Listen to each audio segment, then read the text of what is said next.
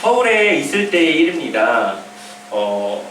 요셉이가 아파서 응급실을 몇 번 간 적이 있습니다.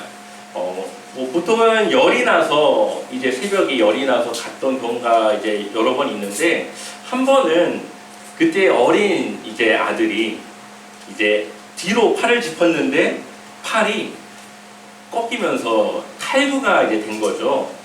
그때는 이제 이게 어떻게 된지 모르니까 괜찮는지 아닌지 보다가 너무 울고 힘들어해서 급하게 응급실을 갔던 적이 있습니다. 가니까 이제 뭐 사람들도 있고 또 여러 이제 뭐 절차들도 있고 한데, 가서 이제 막 아기는 이제 막 팔이 아파서 울고 있고 이제 우리는 기다리고 있고, 근데 또 이제 엑스레이를 찍으려고 팔을 이리 돌리고 저리 돌리고 폈다 올렸다 이렇게 하는데 얼마나 이게 힘들겠습니까? 아마 그때 시간이 대략 1시간 정도 이제 그 기간이 걸렸던 것 같은데, 시간이 굉장히 막 안 가는 것처럼 막 느리고 그랬던 경우가 있습니다. 다행히 그때 당시 근무했던 의사가 정형외과 의사여서 팔이 탈구된 것 같다. 그래서 어떻게 하더니 탁 맞추더라고요. 그러더니 그때부터는 울지 않고 팔이 이제 괜찮아져가지고 이제 움직이지 않도록 목에 이제 고정만 이렇게 하고 돌아왔던 기억이 있습니다. 만약에 그런 일이 지금 일어났다면은 참으로 답답하고 어려웠을 거라는 생각이 듭니다. 최근에 2살짜리 아이가 한 달 동안 의식불명의 상태로 누워 있습니다. 열을 동반한 경련이 갑자기 오게 되었고, 응급차를 불러서 이제 빨리 병원으로 가려고 했지만 11곳의 병원에서 그 아이를 받아주지 않았습니다. 이제 급하니까 응급대원도 전화를 하고 그 엄마도 같이 전화를 하면서 여러 병원을 전화했지만, 그러니까 이 아이를 봐줄 수 있는 소아과 의사가 없었던 것이죠. 그래서 이 아이가 결국은 1시간이 지나서야 이제 조금 거리가 있는 그런 응급실을 가게 되었고, 결국 아이의 열과 경련은 멈췄지만 한 달 동안 지금 의식불명의 상태에 놓여져 있습니다. 아마 TV를 보건 뉴스를 보건 요즘 응급실의 그 문제가 굉장히 크다라는 것을 여러분들도 알 겁니다. 근데 이것에 대한 책임은 누구도 지지 않습니다.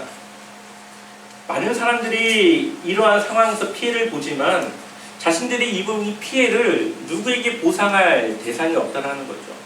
의사들은 의사들 나름대로의 이유가 있고, 또 정부는 정부 나름대로의 이유가 있고, 정치권은 정치권 나름대로의 자신들의 이 대상에 맞지 않는 일들에 적극적으로 나서지 않고 있습니다. 제가 이 문제를 이야기하는 것은 이것을 정치적으로 여러분들에게 이야기하고 싶은 것이 아니라, 이러한 문제에 대해서 하루빨리 해결됐으면 좋겠고, 그것을 위해서 우리가 기도하며 함께 그 일을 좀 우리가 도와야 된다는 생각이 들어서 함께 이 말씀을 나눴습니다. 이처럼 사람들이 모여 사는 세상은 불완전합니다. 사람 자체가 완전하지 못하기 때문에 어쩌면 이 세상 자체가 불완전한 건지도 모르겠습니다. 사람들은 자신의 이기심과 욕심과 이익이 되지 않으면 잘 나서지 않습니다. 그러나 하나님이 이끄시는 나라, 하나님이 통치하는 나라는 다릅니다. 하나님의 의로움, 하나님의 자비로우심, 하나님의 사랑으로 통치되는 그 나라는 모든 사람들이 기쁨을 누릴 수 있고, 가난하지만 그 가난을 굶지 않을 수 있고, 살림이 어려워도 희년이 되면 모든 것이 원상태로 돌아간다고 하는 희망을 가지고 살아갈 수 있는 그런 나라입니다. 왜냐하면 부족함을 하나님이 채워주시고 필요한 것을 하나님이 공급해 주시기 때문이죠. 예를 들면 이스라엘 백성들이 광야에 아무것도 없는 곳에서 하나님은 그들을 먹이셨습니다. 그들이 물을 요구할 때는 물을 주셨습니다. 그들이 싸워야 할 때는 그들이 이기도록 도와주셨습니다. 하나님이 그들을 이끄시니까 그들의 삶이, 그들의 모든 그 여정이 순탄했다라는 거죠. 레위기 19장 9절을 보면, 너희가 너희 땅에서 곡식을 거둘 때에 너는 밭 모퉁이까지 다 거두지 말고 내 떨어진 이삭도 줍지 말며 아멘. 그러니까는 이 밭은 내 거니까 모든 것이 내 거지만 모퉁이에 있는 이 곡식은 거두지 말라는 거죠. 또한 거두다가 떨어진 이삭은 그것을 줍지 말라는 겁니다. 왜 그럴까요? 한번 우리 10절 말씀 같이 읽어보겠습니다. 내 포도원의 열매를 다 따지 말며 내 포도원에 떨어진 열매도 줍지 말고 가난한 사람과 거류민을 위하여 버려두라. 나는 너희의 하나님 여호와이니라. 아멘. 그러니까 하나님이 이스라엘 백성들에게 이러한 것을 요구하시는 이유는 가난하고 소외되고 경제적 활동을 할 수 없는 그 사람들이 있는데 그 사람들이 그거를 가지고 생계를 유지해 갈 수 있도록 은혜를 베풀라는 거죠. 또한 그 땅에는 이스라엘 백성들만 사는 것이 아니라 이방인이었다가 개종해서 유대인으로 살아가는 사람들이 있었습니다. 그 사람들은 땅을 받지 못했기 때문에 먹고 살 게 없죠. 그 사람들을 위해서 먹을 것을 남겨두라. 하나님은 우리의 것을 우리만 갖는 것이 아니라 그것을 나누기를 원하십니다. 또한 고엘이라고 하는 이러한 관례가 있었는데 내 땅을 친족에게 파는 겁니다. 아니면 내가 팔아서 이제 내 땅이 아닌 것을 다른 친족이 갚아서 그것을 돌려주는 그러한 것들을 고엘이라고 합니다. 이 고엘을 하는 이유는 돈이 없으니까요. 돈이 없으니까 그거를 대신 사거나 대신 갚아주는 겁니다. 그런데 이것이 내가 산다고 해서 내 땅이 되는 게 아니에요. 50년이 지나면 다시 돌려줘야 됩니다. 그러니까 이 땅을 사는 행위가 빌려준다기보다는 어쩌면은 조금 그 땅을 내가 빌려 쓰는 동안 그것을 그 사람에게 주는 것과 마찬가지의 그러한 개념인 겁니다. 그러니 그것을 하고 싶겠습니까? 하고 싶지 않겠죠. 욕심이 있는 사람은 그것을 하고 싶지 않을 겁니다. 하지만 하나님의 말씀을 따라가던 사람들은 그것을 행했습니다. 그것이 바로 보아스의 이야기에서 룻기의 이야기에서 나오는 것이죠. 사람들은 내가 이익이 되지 않지만 하기 싫지만 하나님이 이끌어 나가는 그 이스라엘 백성들에게 그렇게 살아가야 된다라고 말합니다. 그것이 바로 하나님 나라의 모습이기 때문이죠. 만약에 이스라엘 백성들이 그렇게 살아갔다면 어떻게 됐을까요? 가난한 자가 없이 모든 것을 다 함께 나누며 풍족하게 살아가며 정말로 모두가 기쁨과 모두 다 행복한 그 삶을 살아가는 그 나라를 만들었다면 수많은 사람들이 하나님에 대한 것에 대한 믿음을 갖게 되었고 이스라엘과 같은 나라를 만들기를 원했을 겁니다.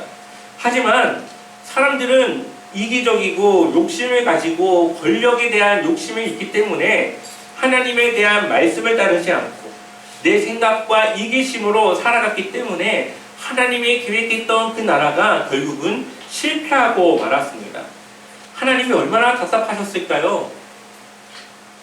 누군가가 그것을 같이 한다면 모두가 잘 살 수 있는 그러한 나라가 될 텐데 결국은 그것이 실패하였고 또한 이스라엘 백성들이 잘못된 길로 가고 있다는 것을 알려주면서 그들이 계속적으로 이렇게 죄를 짓는다면 결국 심판을 받을 수밖에 없다는 것을 알려주고 싶었을 겁니다.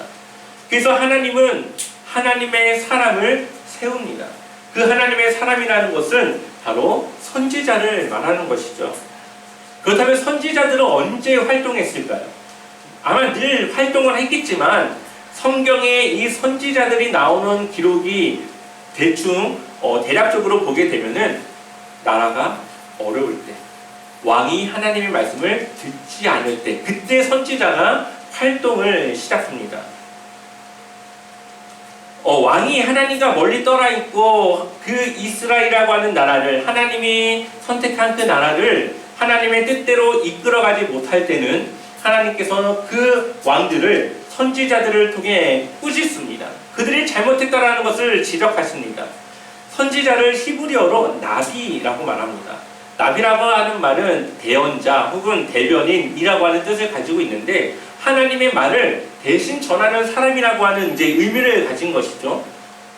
그러나 선지자가 활동하는 그 사역들을 보게 되면은 하나님의 말씀만 전하는 게 아니에요. 심판을 그들에게 행하기도 하고 또한 왕을 지적하기도 하고, 또한 그 가난한 자들, 소외된 자들을 돌보기도 합니다. 그러니까 그때 당시 왕이 할 수 없는 일들, 또한 하나님께서 해야 될 일들을 선지자들을 통해서 일하시는 거죠. 또한 왕이 높지만 이 선지자를 함부로 대할 수가 없었습니다. 왜냐하면 이 선지자는 하나님의 부르심을 받아 일하는 사람이기 때문에 왕도 전쟁에 나가려면 이 선지자를 통하여서 그 여부를 깨야 되는지 아닌지를 물어봐야 되는, 그러니 왕도 이 선지자의 말을 따라야 됐던 것이죠. 그래서 열왕기서에서 보면은 엘리야와 엘리사 선지자의 역할이 아주 중앙에서 가장 중요한 내용으로 들어가 있습니다.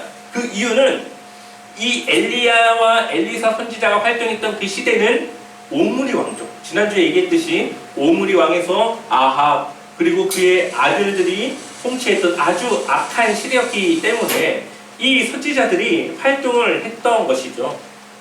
자, 여기서 한번 문제를 내볼까요? 엘리야가 먼저입니까? 엘리사가 먼저입니까? 엘리야가 먼저입니다. 저는 이거를 헷갈리니까 어떻게 되냐면은 야는 반말이니까 더 선배고 그 나머지는 사니까 이제 밑에 사람이다, 이렇게 그냥 외웠습니다. 야는 선배, 사는 후배. 그래서 엘리야가 먼저 왔고 그 뒤를 엘리사가 이어갔습니다. 오늘 우리가 읽었던 본문의 말씀은 바로 엘리야 선지자에서 엘리사 선지자로 이 후계 구도가 바뀌어지는 내용을 담고 있습니다. 열왕기상 19장 16절 말씀을 같이 읽어보겠습니다. 너는 또 님시의 아들 예후에게 이름을 부어 이스라엘의 왕이 되게 하고 또 아벨 무홀라 사밧의 아들 엘리사에게 기름을 부어 너를 대신하여 선지자가 되게 하라. 아멘. 자, 엘리야가 이 바알의 이 제사장들과 대결을 합니다. 그래서 450명의 이 사제들과 대결을 해서 이기죠. 그런데 그때 이겨서 그 이방을 숨기는 모든 제사장들을 다 죽이게 됩니다. 그 소식을 들은 이세벨이라고 하는 이 여인이 자신의 군대를 통해 이 엘리야를 반드시 죽이겠다라고 선포를 합니다. 근데 이 450대 1의 싸움에서 이겼던 엘리야가 어떤 일인지 두려움을 갖고 도망을 갑니다. 그래서 로뎀나무 밑에서 하나님께 낙심된 모습으로 까마귀의 먹이를 먹고 하면서 하루하루 생명을 연장할 때에 하나님이 그에게 사역을 하나 맡겨주게 되는데, 그것은 이스라엘의 앞으로의 왕이 될 예후에게 기름을 부어 그가 왕이 되게 하는 것과 엘리야의 사역을 이어서 엘리사에게 그 후계 구조가 이어갈 수 있도록 그에게 선지자에 대한 기름을 부으라는 것이었습니다. 이제 엘리야가 사역하기에 힘든 시기가 되었기 때문에 그 뒤를 이을 선지자가 필요했고, 하나님은 엘리사를 찾아 그에게 기름을 부으라고 이야기했던 것이죠. 그리고 그렇게 엘리야와 엘리사는 이 사제의 관계로 함께 하게 되었고, 이제 엘리야의 죽음의 때가 멀지 않은 시기가 되었습니다. 아마 이때 당시 선지자 학교들이 있었는데 선지자의 훈련을 받는 사람들은 이 엘리야가 하나님께 들림받을 것이라고 하는 사실을 알았던 것 같습니다. 그래서 성경을 보면 그들이 엘리야를 향해서 그러한 내용들을 전해요. 어떠한 이유로 그것을 알았는지는 모르겠지만 어쨌든 그들은 하나님이 엘리야를 곧 데려갈 거라고 하는 생각을 했고, 이제는 그 뒤를 이을 사람이 엘리사라는 것을 알았습니다. 그리고 이 겉옷으로 이 요단강을 쳐서 마른 땅으로 그 요단을 건너가게 되죠. 이러한 모습들은 모세의 모습을 보여주는 겁니다. 그래서 모세가 했던 그런 모습과 엘리사가 했던 모습들이 몇 가지가 겹치는 그러한 내용들이 있고요. 또한 엘리사가 했던 그러한 사역들과 엘리사가 했던 그 사역들이 겹침으로 엘리야의 뒤를 엘리사가 이어간다라고 하는 그러한 모습들도 보이게 됩니다. 그래서 우리가 이따가 또 보겠지만 엘리야가 요단물을 쳤던 것처럼 이후에 엘리사가 그 요단물을 똑같이 치고 나옵니다. 그것은 후계 구도가 그에게 이어갔다라는 것을 성경적으로 보여주는 것입니다. 그런데 한번 우리 구절 말씀 2장 열왕기하 2장 9절 말씀 같이 읽어볼까요? 건너매 엘리야가 엘리사에게 이르되 나를 내게서 데려감을 당하기 전에 내가 내게 어떻게 할지를 구하라. 엘리사가 이르되 당신의 성령이 하시는 역사가 갑절이나 내게 있게 하소서 하는지라. 아멘. 우리가 잘 알고 있는 갑절의 내용이 나온 본문입니다. 엘리야와 엘리사가 함께 다니는데 이제 마지막 엘리야가 이제 하나님께 회오리바람을 타고 승천할 때가 이르렀을 때에 이 길을 가는데 세 곳을 들립니다. 바로 그 길갈, 베델, 여리고 세 곳을 들리는데 그럴 때마다 따라오지 말고 거기 머물라고 세 번이나 이 엘리사를 만류합니다. 그럼에도 그가 따라가죠. 그리고 엘리사를 따라가서 마지막 엘리야가 내게 구할 능력을 내게 무엇을 원하느냐 했을 때 갑절의 능력을 원한다고 이야기를 합니다. 우리가 보는 성경에서는 당신의 성령이 하시는 역사라고 되어 있지만 이것은 성령이라기보다는 능력으로 바꿔 말하는 것이 좀 더 맞습니다. 그래서 당신의 능력이 역사하시는 그것의 갑절을 구하는 겁니다. 여기서 말하는 갑절이라고 하는 의미는 무엇일까요? 우리는 흔히 2배라고 알고 있죠. 원래 의미는 2배가 맞습니다. 하지만 여기서 말하는 갑절은 조금 다른 의미를 가지고 있습니다. 흔히 이 갑절은 2배를 말하는 것이 아니라 엘리사가 구하는 이 2배는 다른 말로 하면 2몫을 구하는 겁니다. 이 2몫이라고 하는 것은 장자가 아버지께 받는 유산을 말하는 겁니다. 그러니까 장자에게 받은 몫이 2몫인데 그 2몫을 엘리야로부터 자신에게 달라고 하는 것이죠. 결국은 이 갑절이라고 하는 것을 구하는 것은 능력을 구한다기보다는 엘리야 당신이 하시는 그 사역을 내가 이어갈 수 있도록 장자의 그 권한을 이어갈 권한을 저에게 주십시오라는 것을 담고 있는 겁니다. 왜냐하면 하나님의 율법에 따라 2몫은 장자의 몫이기 때문에 많은 후계자들의 선지자들이 있었고 수많은 또 성경에 나와 있지 않은 활동한 선지자들도 있겠지만 그 중에서도 엘리야에게 자신의 그 후계자의 그 권한을 달라고 하는 것입니다. 신명기 21장 17절을 보면 반드시 그 미움을 받는 자의 아들을 장자로 인정하여 자기의 소유에서 그에게는 몇 몫을 준다고요? 2몫을 줄 것이니 그는 자기의 기력의 시작이라 장자의 권리가 그에게 있음이니라. 아멘. 결국은 이 장자의 몫을 구하는 이 엘리사가 이제 엘리야의 능력을 갖게 돼야 될 텐데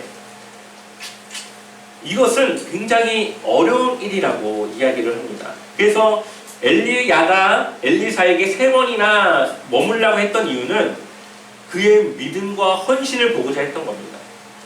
진짜 머물라는 것이 아니라 너가 정말 나의 후계자가 되고 싶다면은 끝까지 한번 따라와 봐. 그래서 중간에 힘든데 뭐하러 따라와? 머물러. 아닙니다. 가십시오. 저 따라가겠습니다. 이렇게 3번을 이제 가는 거예요. 그러니까는 엘리사는 정말로 자신이 엘리야의 뒤를 잇고 싶은 것이죠. 그런데 거기서 끝나지 않습니다. 우리 열왕기하 2장 10절 같이 읽어보겠습니다.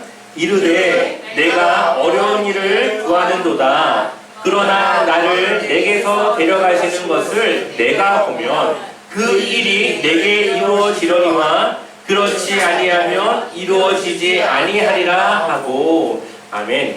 무엇을 보면요?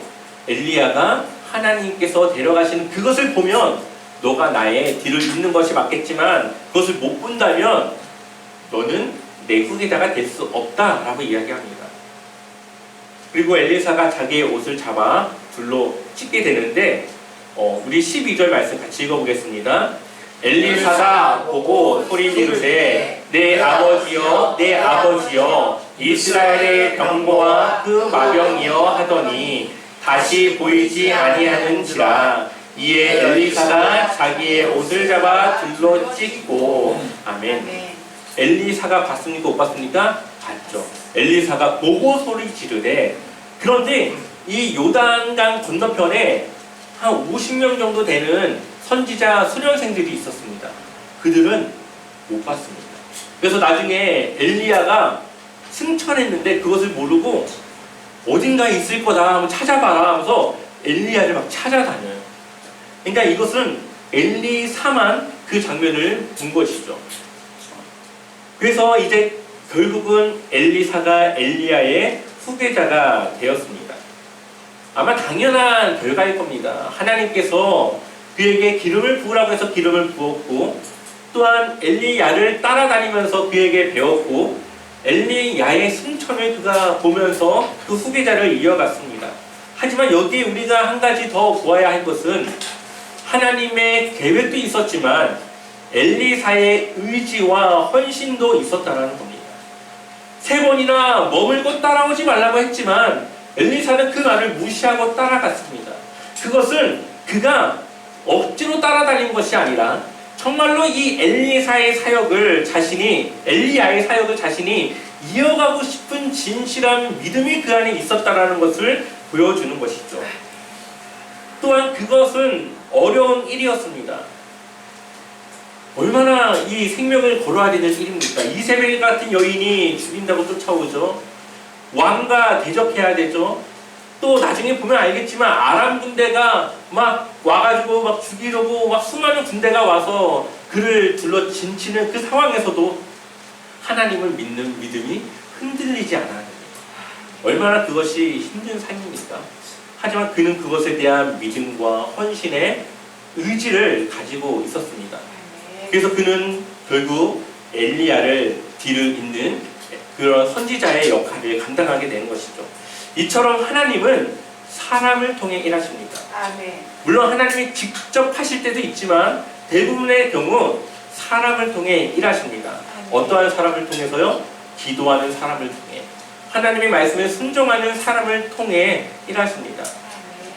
하나님의 말씀을 따를 수 있고 순종해야만 하나님의 일을 감당할 수 있지 않겠습니까? 그러니 그것을 시험하고 그것을 보시고 그 중심이 정말인지를 보시면서 한 사람 한 사람을 세워가는 것입니다. 하나님의 뜻을 알지 못하는데, 하나님의 뜻을 알지만 그것에 순종하지 못하는 믿음을 가졌는데 어떻게 하나님이 그를 사용할 수 있겠습니까? 그러니 여러분들이 하나님께 쓰임받는 주님의 제자가 되기 위해서는 하나님의 뜻을 알아야 되지만 그 뜻에 순종할 수 있는 믿음을 우리는 가져야 됩니다. 열왕기서에서 가장 중요한 선지자가 바로 엘리야와 엘리사 선지자입니다. 그 말은 하나님을 위해 사역할 일꾼이 절실한 시대였다라는 것이죠. 북이스라엘의 오므리 왕조 때에 가장 타락했고 하나님을 멀리 떠나 있었습니다. 그러니 하나님은 그 하나님의 일을 대신할 수 없는 왕을 대신해서 선지자를 통해 하나님의 백성을 돌보시고 하나님의 나라를 세워 나가셨던 것입니다. 우리는 여기서 하나님이 원하시는 우리의 모습과 교회의 사역을 알 수가 있습니다. 교회는 사람을 세워야 하는 곳입니다. 하나님의 말씀을 통해 하나님의 말씀을 따라 하나님의 사람으로 일할 수 있는 그러한 일꾼을 세워야 하는 곳인 것이죠. 하나님께서 선지자들을 통해서 하나님의 나라와 백성을 이끄셨던 것처럼 지금 그 일을 대신할 하나님의 사람, 하나님의 일꾼, 주님의 제자를 찾고 계십니다. 예수님께서 말씀하시길 추수할 것은 많되 추수할 일꾼은 적도다라고 이야기하시죠. 수많은 사람들이 하나님의 말씀을 듣고 하나님의 그 말씀으로 세워져야 하지만 그 일꾼을 세울 수 있는 일꾼이 적습니다. 수많은 사람들을 케어하고 돌봐야 하지만 그 일에 헌신할 사람들이 적어 하나님의 일들을 제대로 감당할 수 없는 시대를 우리가 살아가고 있습니다. 교회가 하나님의 말씀으로 세워져야 하고, 또한 교회는 사람을 훈련시켜 세상으로 파송하는 일을 해야 합니다. 그래서 그 훈련된 사람들이 세상에서 하나님의 말씀을 따라 하나님의 그러한 나라를 곳곳에 세워 나가야 하는 것이죠. 또한 엘리야를 이어 엘리사가 세워진 것처럼 이제는 우리의 뒤를 이어서 우리의 일들을 대신할 다음 세대를 세워나가야 합니다. 아멘. 또한 잠재적 리더를 발견해서 그 리더를 세워나가야 합니다. 아멘. 교회가 그렇게 나아갈 때에 교회는 건강성을 찾게 되고 하나님의 기쁨이 될 수 있습니다. 아멘. 사람이 많은 것보다도 건강한 성도를 세우는 것이 하나님이 원하시는 것이고, 교회가 물질을 많이 쌓아놔서 부자 교회가 되기보다는 그것을 하나님의 나라와 하나님의 뜻을 위해 사용하여서 늘 가난함 속에서 하나님의 은혜를 구하는 교회가 하나님의 복된 교회인 것입니다. 아멘. 그래서 세상에 도움이 필요한 이들을 우리는 사랑으로 베풀고 돕고 하나님의 사랑을 온 세상에 전함으로 그 사랑으로 세상을 돌봐야 할 것입니다. 아멘. 엘리사가 가는 곳마다 하나님의 위대함이 드러났듯이 우리가 가는 곳마다 하나님의 위대하심이 드러나야 합니다. 아멘. 나아만 간 장군이 문둥병에 가지고 엘리사를 찾아옵니다. 근데 엘리사는 그냥 저기 가서 저 물에서 7번 씻으라고 이야기하죠.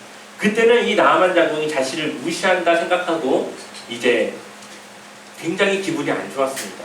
그런데 그가 7번을 들어갔다 나왔을 때에 그의 몸이 깨끗해진 것을 보고 그가 어떻게 고백하느냐, 내가 이제 이스라엘 외에는 온 천하에 신이 없는 줄을 아나이다. 아멘.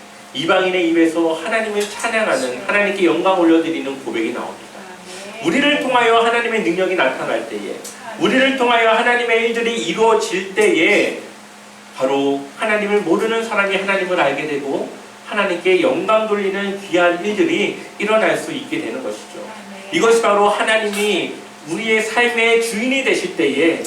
나타날 수 있는 삶입니다. 아멘. 하나님이 내 삶의 주인이 되었을 때에 우리는 진정한 그리스도인의 삶을 살아갈 수 있습니다. 많은 사람들이 그리스도인이라고 하지만 얼마나 많은 분란이 일어나고 갈등이 일어나는지 모릅니다. 그 언행이 세상과 다르지 않아 결국 본이 되지 못하는 경우들이 많습니다. 그래서 예수님은 우리에게 요구하시는 것이 바로 세상과 다른 거룩함을 요구하시는 것이죠. 우리 한번 마태복음 5장 44절의 말씀 같이 읽어볼까요? 함께 읽겠습니다. 나는 너희에게 이르노니 너희 원수를 사랑하며 너희를 박해하는 자를 위하여 기도하라. 아멘. 원수를 사랑하고 너희를 박해하는 자를 위하여 기도하라. 그를 축복하라는 것입니다. 우리가 나의 원수와 나를 박해하는 자를 나도 똑같이 박해하고 그에게 욕을 한다면은 세상과 다르지 않죠. 하지만 나를 박해하고 나에게 잘못하는 사람, 그 원수를 사랑하는 것, 나를 박해하는 자를 위해서 그를 축복하며 기도해 주는 것, 그가 좀 더 다른 삶을 살기를 원하는 마음에서 그를 위해 기도하는 것, 그것이 바로 세상과 구별된 하나님이 내 삶의 주인 되실 때에 하나님 나라의 하나님의 통치를 받는 하나님의 백성의 삶이라는 것을 우리에게 보여줍니다. 그래서 똑같이 바울도 로마서 12장 21절에 악에게 지지 말고 선으로 악을 이기라. 아멘. 악으로 왔을 때 우리는 악으로 이기지 않고 우리는 그 악을 선으로 이기는 것이 바로 내 삶의 하나님의 주인 되시는 그리스도인의 삶을 살아가는 것입니다. 물론 쉽지 않죠. 내 감정을 다스려야 되고 내 마음과 나의 이러한 여러 가지 것들을 눌러야 됩니다. 그래서 우리 안에 성령님이 필요한 것이고, 그래서 우리에게는 훈련이라고 하는 그 기간들이 필요합니다. 그래서 서서히 하나님의 귀한 거룩한 사람으로 바뀌어 나가는 것이죠. 여러분들은 하나님의 사람입니다. 하나님을 위해 살아가는 하나님의 백성입니다. 아멘. 하나님의 형상을 가진 하나님의 자녀입니다. 날마다 이것을 기억하셔서 하나님의 기쁨으로 또한 하나님의 은혜 안에 살아가시기를 축원합니다.